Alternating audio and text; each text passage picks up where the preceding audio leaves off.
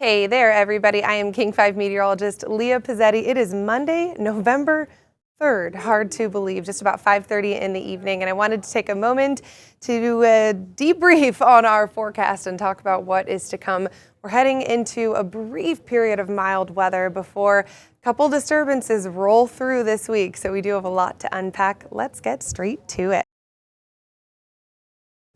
First, I want to quickly talk about daylight hours. For today, we saw sunrise just before 7 a.m., sunset just before 5 p.m., so just shy of 10 hours of daylight for today. Of course, the day that has the least amount of daylight is winter solstice, just about 8.5 hours, and that sunset is at 4:20, just about 4:20 p.m.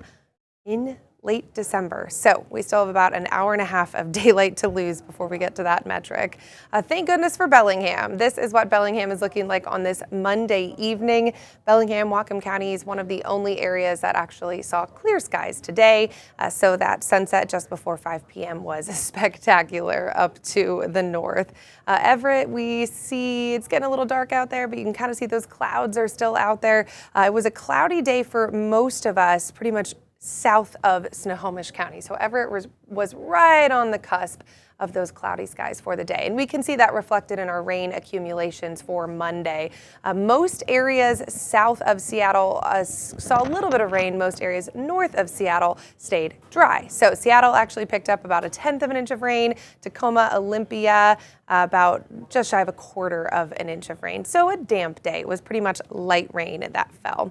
And we see that reflected on our satellite and radar. Some light rain that was pretty much Snohomish County and southward on this Monday evening. It's still sticking around, but this is a loop of the last couple of hours. And you can see that even in the last 3 hours or so, it has started to fizzle out, dry out, and kind of sag down to the south. So we'll continue to see that rain, light rain fizzling out here in the next couple of hours. But a wider look shows you that most of it is staying south of Puget Sound, right along that Washington-Oregon border for us. A couple things I want to alert you about. One of those is going to be coastal impacts.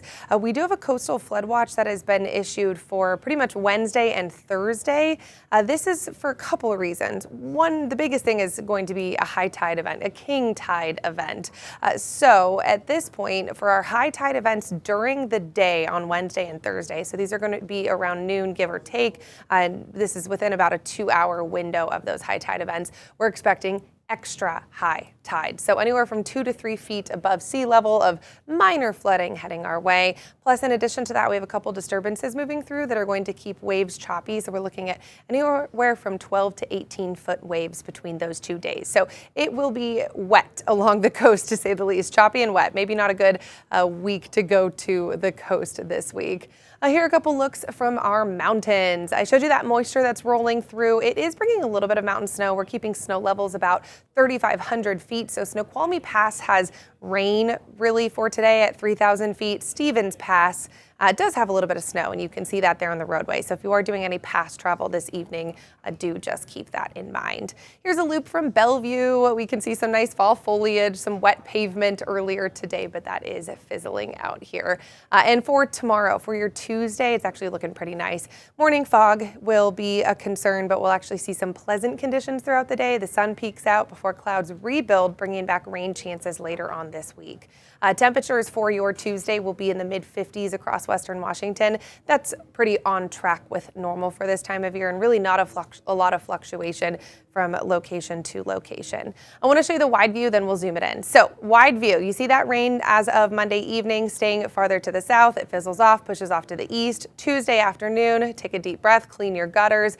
That is going to be our period of dry weather. Then the next disturbance moves in from the south on late Tuesday night into Wednesday. And then another disturbance is going to be moving in into Thursday. We can start to see the high resolution models. This is Thursday morning. You see it just along the Pacific. So it looks like Thursday afternoon into Thursday evening is when those impacts move in. All right, now let's take the closer perspective here. Monday evening, we'll keep the rain south of Puget Sound. We'll dry things out overnight. And then Tuesday, so nice. Partly cloudy skies, some fair weather clouds passing through, but overall very mild out there.